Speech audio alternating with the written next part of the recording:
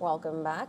We are talking with our guest, a journalist and author, Lynn O'Donnell, joining us from Australia. Lynn, thank you so much for staying with us. We were talking about Netanyahu. Now, he came without a statement right after saying that he sees that, he said that Trump sees a potential deal that would protect Israel's vital interests. Now, what, according to you, would be vital interests? And if at all we see some kind of ceasefire happening or de-escalation, do you think Israel is in a mood here to stop its attack on Iran, and not just Iran, but also Lebanon? Oh, well, as we were just talking about, Israel's strategic aims here are the containment of Iran. Israel is surrounded by Iranian proxies, and for decades, Iran has been sending its proxy terrorist organizations against Israel, Hamas, Hezbollah, the Houthis, as well as its own IRGC. And so what Netanyahu has said for a very long time is that his goal, his long-term goal, has been the, let's say, annihilation. It's hyperbolic, but it's probably apt here, of the threat that Iran and its proxies pose to the survival of Israel. As we know, Iran's constitution contains the commitment to the destruction of Israel as a state. And the elimination of Jewish people wherever they are, not Zionists, Jewish people wherever they are. We saw overnight in the United Kingdom the firebombing of a Jewish NGO, the destruction of their ambulances, which was claimed by a previously unknown Iranian-linked group. Iran hasn't stopped. Its threat is global. And so Netanyahu's aim of removing this threat against Jews and against the supporters of Jews and against the Israeli state, I don't think is going to go away ever, let alone anytime soon. Understood. That's his goal.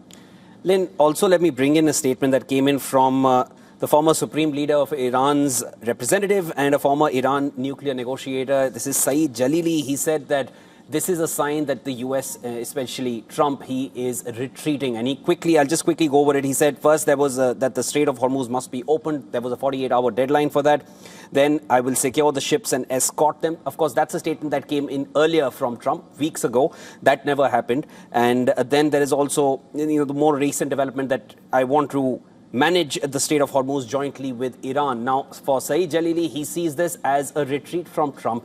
Do you see it the same way? How would you read into it any further than what is said in this tweet? Well, President Donald Trump has earned himself a reputation for backing down from his most overt threats. So it's fair enough for the Iranians to read this as a retreat, as a back down, as a victory for themselves and their own strategy of maximum pressure, because that's essentially what they're doing. They're showing, and we saw those missiles that people were analysts, observers, military experts were really quite surprised to see Iranian missiles with a range of far more than the 2,000 miles that had been thought of before. So Iran is showing its own teeth. And I think pushing back against Trump and saying clearly you're losing is a part of that. This is a very unpopular war. It was unilateral by Donald Trump. He didn't even tell his cabinet about it. And so I think that the Iranians are going to be very cleverly framing it and framing any back down, strategic or otherwise, by Trump as a loss for them and a victory, a loss for Trump and a victory for them. Trump plays zero sum, and the Iranians are showing that they can play that game too. And also, that being said, well, let's talk about allies. Now, we have reports that Keir Starmer actually has come out with a statement that he was aware of these talks between U.S. and Iran. And this also comes, interestingly, after Ruta had just came out with a statement that, and I'm just quoting him here, I know the president was angry because he feels that European and other allies have been too slow. The good news is, since Thursday, a group of 22 countries have come together to implement his vision of making sure that the Strait of Hormuz is free. Now, it's not just, of course, Trump came out with a statement, Iran has denied, but Starmer saying that he knew about these talks says something very different, that there have been talks happening. How do you read into this? Well, Starmer isn't saying that there have been direct talks between Donald Trump and Iranian leaders. We've also seen overnight that the Pakistanis are getting involved as a go-between. I'd say that they're doing that under pressure from Saudi Arabia and others in the neighbourhood.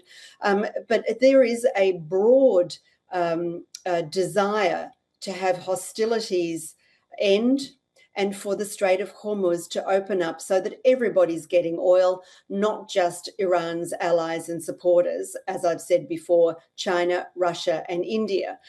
So it is quite likely that there's a lot of back channel going on between Europe, along with the United Kingdom. Pakistan, as I said, is involved. Everybody wants this over. The nature of the talks and the level of the talks is what we don't know. Who's involved? What are they talking about? What are the terms? It would be very surprising, as I said, if there was no contact at all. Lynn, always a pleasure speaking with you. You always break down complex matters in a manner that is understandable by anybody just tuning in as well. Would love to discuss this further with you in time to come. Thank you very much.